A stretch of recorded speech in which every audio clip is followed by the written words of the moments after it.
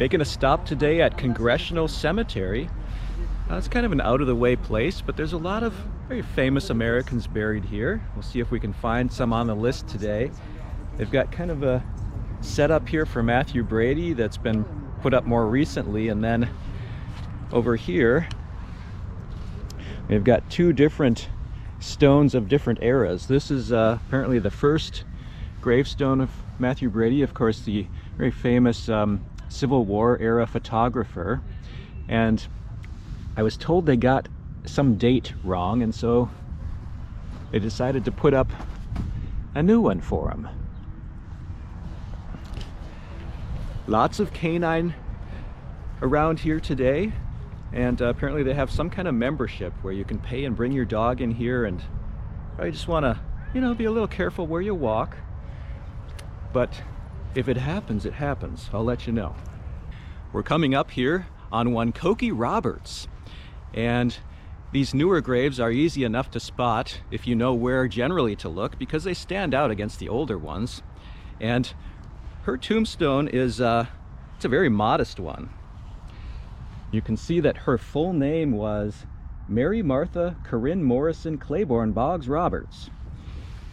And Cokie Roberts was always one of my favorites. She had this air about her of trust and I'm not gonna bullshit you, right? Along with David Brinkley, she was on ABC News for many years and really had a command of the issues of her time. And right next to her is Cokie's dad, and he was Hale Boggs. He was the House Majority Leader in the early 1970s and disappeared mysteriously. He was campaigning for someone in Alaska. They were on an airplane that just has never been found.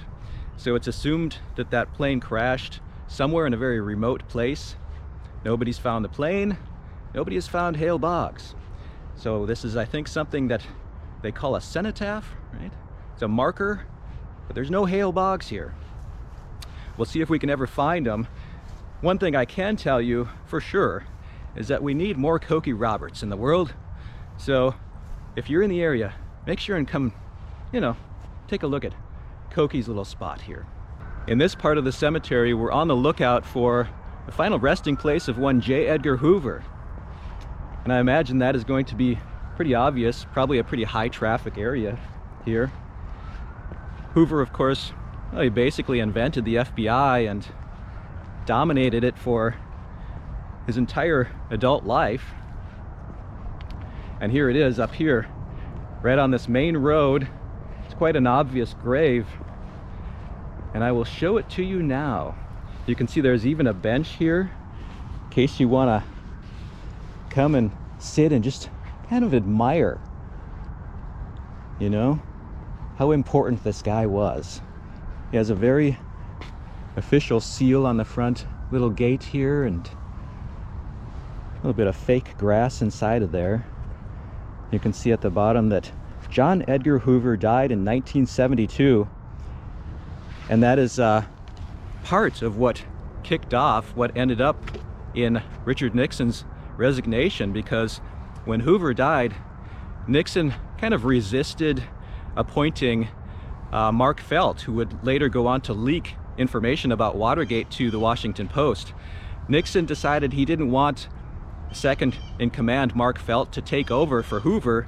He wanted people who were a little more politically loyal to him personally, and Mark Felt thought, of course, that he not only deserved the job, but that he was most qualified to replace Hoover. So all of that leaking basically culminated in the resignation of one President Nixon.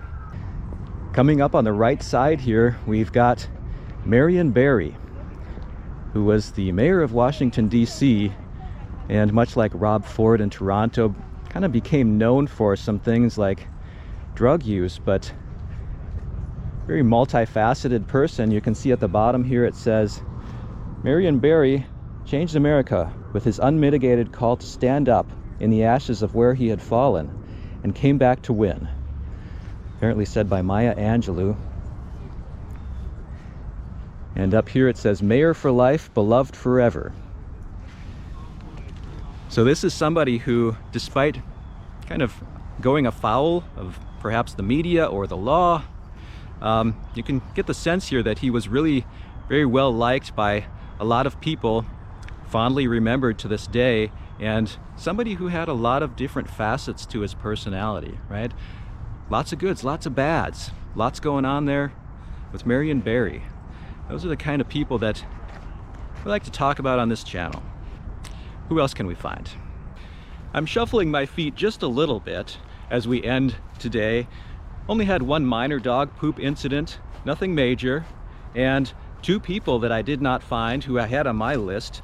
Neither of them were on the map. One of them was Tip O'Neill, who apparently has a cenotaph here. He's really buried in his home state of Massachusetts, but even so, how do you not put Tip O'Neill on the map? The other person, Clyde Tolson, also not on the map. He was rumored to be the partner, let's say, of J. Edgar Hoover. And the last grave that I'll show you is a very old one right up here.